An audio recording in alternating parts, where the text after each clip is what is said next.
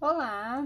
Vamos então para a resolução de mais um exercício de matemática financeira. Então, o exercício aqui fala assim, ó, primeiro eu vou fazer toda a leitura, a interpretação, depois a gente resolve ele. Ele fala, um capital de R$ 5.000 aplicado a 1 ano e meio produziu um valor de R$ 11.000. Qual a taxa de juros da aplicação? Aqui eu especifiquei juros compostos. Vamos lá, primeira coisa que eu preciso fazer quando eu estou resolvendo um exercício, então é essa leitura inicial, e aí eu passo para a interpretação. É importante ler o exercício até o final, porque às vezes a própria leitura ao longo do caminho vai te dar algumas explicações, você vai tirando algumas dúvidas, fica mais fácil de resolver do que ir interpretando desde o começo.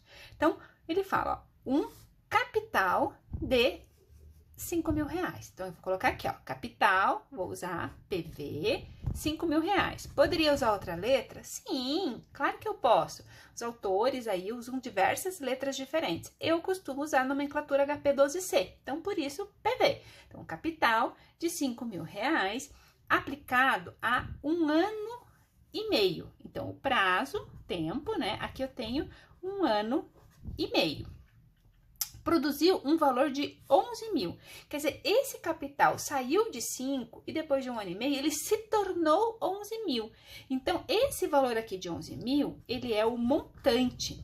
Ah, mas por que ele não é o valor dos juros? Porque aí o exercício teria ter colocado ali que ele rendeu um valor de 11.000. O juro é sempre o rendimento, é o a mais. Como ele fala que os 5.000 produziu um valor de 11.000, quer dizer, ele se tornou 11.000, então esse aqui é o montante. Qual a taxa de juros da aplicação? Então, a taxa de juros aqui, regime de juros compostos. O exercício, ele não especifica se ele quer taxa mês, se ele quer taxa ano, taxa semestre. Então, eu poderia trabalhar com 1 ano e meio sem problema algum. Eu vou transformar esse 1 ano e meio aqui em 18 meses, só para mostrar para vocês como é que seria calcular uma taxa ao mês, porque ela dá uma complicadinha que eu vou ter um número um pouquinho maior, só por isso. Poderia trabalhar por 1 ano e meio, porque o exercício não especifica qual é a unidade de tempo que deve ser trabalhada aqui. Mas ele especificou que é juros compostos. Então, no regime de juros compostos, ó, montante, capital, 1 mais I elevado a N, tô trabalhando com potência. Tem o montante, 11.000, tem o capital, 5.000, não tenho a taxa, que no final das contas é isso que eu quero descobrir, e o meu N, que eu tenho aqui, então eu vou colocar 18 meses na potência. Primeira coisa que a gente precisa fazer é isolar esse I, essa taxa que eu quero descobrir, de um único lado da igualdade. Então, eu preciso transferir todos os outros valores para o outro lado da igualdade. Você pode ir fazendo aos poucos, você pode ir fazendo mais rápido, aí você vai no seu tempo. Eu vou fazendo assim, pelo menos o básico, pelo menos talvez pulando algumas etapas, se você precisar, faça mais detalhado ainda o exercício. Mas o que é importante? Isso aqui é um produto, então a primeira coisa, ó, eu tenho que passar os 5.000 para lá. Então, eu vou pegar 11.000, ele está multiplicando, então ele divide aqui. Não posso somar, porque eu tenho um número, uma variável, e ainda vou ficar com a potência. Essa divisão aqui, 11 dividido por 5.000, vai me dar 2,2, igual 1 mais I igual a 18.